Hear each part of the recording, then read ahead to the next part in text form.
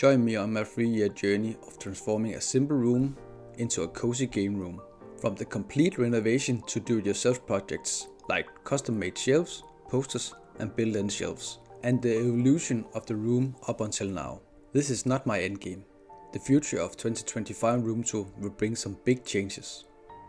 After making a community post asking what people want to see, I could combine the two voted stuff together. It was a perfect opportunity to go back to the beginning 3 years ago when I started renovating the game room. So let's start at the beginning and work us up till today. The room is fairly small, but benefits from a good ceiling height. The door and window are conveniently placed in a corner, maximizing the usable space. We started tearing down the first part of the room in February 2020, but laid still for almost a year before the rest of the teardown and build began. But in that time, I could draw and visualize my ideas and dreams from the room and make preparations. We hired contractors to renovate the upstairs bathroom in the same process. And the first troubleshooting we had to figure out was the sewer line from the upstairs bathroom. The drop of the drain was below the ceiling height, so the contractor had to raise it as much as possible. And I had to make decisions about the downtake pipe. Should I seal the corner around it to maximize the space, or go with the aesthetic looking options of a built-in shelf? Well, it was easy for me, and though it created a lot of spill around it, the look is just much better than adding a couple of shelves. When the contractor started renovating the bathroom, I started tearing down the old wallpapers and started drawing and cutting for the power, HDMI and Ethernet. And to ease the future job of installing stuff on the TV wall, I added a wood board and drywall, and added the potty pound to all walls and began building the frame for the built-in shelf, and adding isolation to the ceiling and the wall in the process.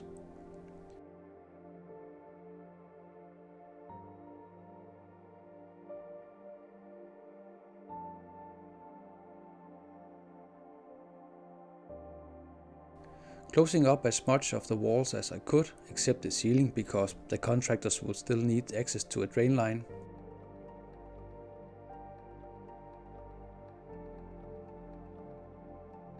I couldn't wait for them to finish, so I kept on working and added wallpaper, painted the walls and most of the ceiling.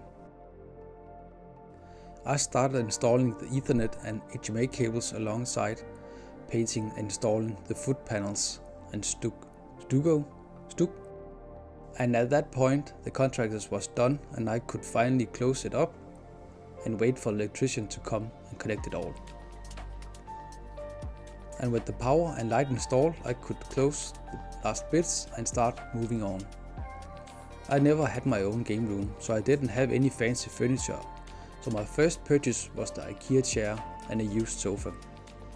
But it didn't take long before I bought a desk, monitor and new peripherals for the setup. The shelf unit is now ready for assembly. It took us 3 guys to get in place, but it just fits perfectly and the board games really make the shelf pop. And that did free up some old shelf units I could temporarily use for the video games collection while I was working on the shelf system around the room.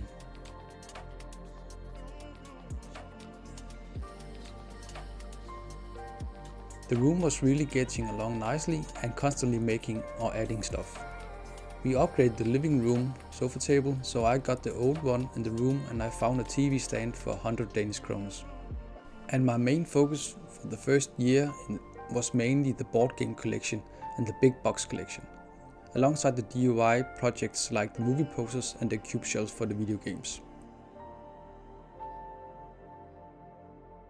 I wasn't happy with the shelf system with the N64 controllers, handhelds and Lego collection, so I came up with a solution for the controllers and handhelds in the corner, making them with some leftovers from the cube builds, and freeing up space, made room for my VHS tape collection, alongside my new collection DVD movies. Pushing the Lego collection out, I stopped collecting it and avoided that rabbit hole. It didn't take long before I realized that the DVD collection was way too small, so the VHS collection was put in storage till I could find another way to store them in the room, and made more room for the DVD collection. I did some more projects making some boxes for storing the race wheel and buffer games. Meanwhile, adding some cozy lighting in the room. My main focus the last year has been the DVD collection, curating board game collection, and upgrading the desk setup. Autonomous did provide me with the Ergo Chair Pro, and I used it for 3 to 4 months before I went back to my Kia chair. It just fits the room much better and I don't have any problems with it. With focus on the desk setup, I started to make some homemade mounting system for my new PC case, so I could mount it under the desk, and adding some new peripherals and desk mat to complete the look. Now let's take a look at the current state of the room. Although not much has changed, things will change for the 2025 room tour. So I thought we could wrap up 2024 so I could get working on the upgrades for the 2 areas. The TV area and the sofa area over here. I won't be talking much about it, but I will probably be making a vlog in the near future where I will talk about my thoughts and ideas of the upgrades, plus some more related stuff of the room. And as you can see, I have skipped the sofa for a chair and trying to add my CRT TV to the setup. And I don't know how this will end up yet, but again, more in the future room tour and the vlogs.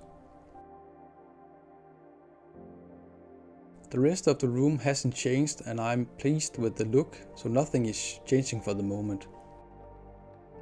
I did add a rug and some speaker stands. That's about the newest it gets.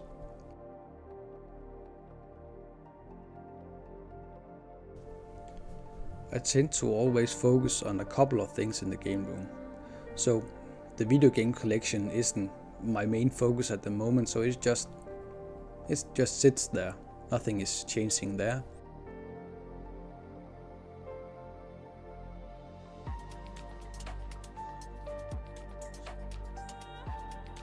The board game collection is about the same. I haven't bought or sold any games the last 3-4 months, I think.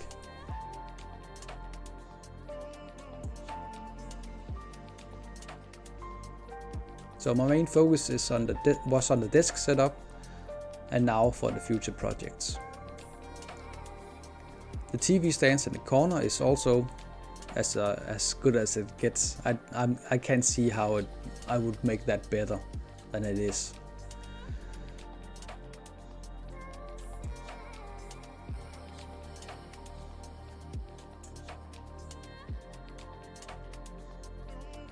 The DVD collection is here to stay.